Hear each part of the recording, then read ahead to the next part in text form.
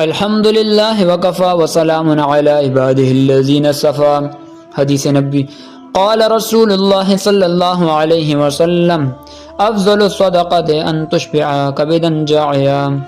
بہترین صدقہ یہ ہے کہ کسی جاندار بھوکے کا پیٹ بھرا جائے۔ صدقہ کی تعریف۔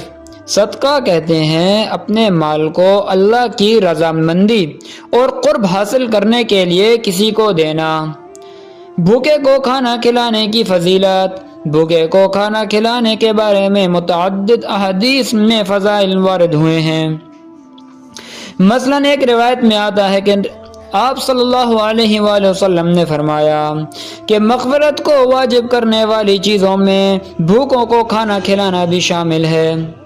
ایک دوسری روایت میں ارشاد نبی صلی اللہ علیہ وآلہ وسلم ہے، جو شخص کسی جاندار کو کھانا کھلائے حق تعالی شانہ اس کو جنت کے کھانوں میں سے کھلائیں گے۔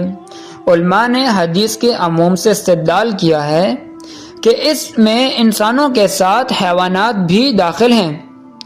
جو کسی حیوان کو بھی کھانا کھلائے وہ بھی اسی فضیلت میں داخل ہوگا۔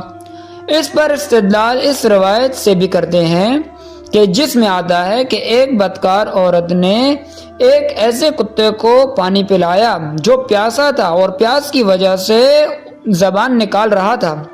اس پر اللہ تعالیٰ نے اس فاحشہ عورت کی مغفرت کر دی، مگر اس میں وہ جانور خارج ہوں گے جو موذی جانور ہیں اور جنہیں مار ڈالنے کا شریعت نے حکم دیا ہے، مثلاً سانپ، بچھو وغیرہ۔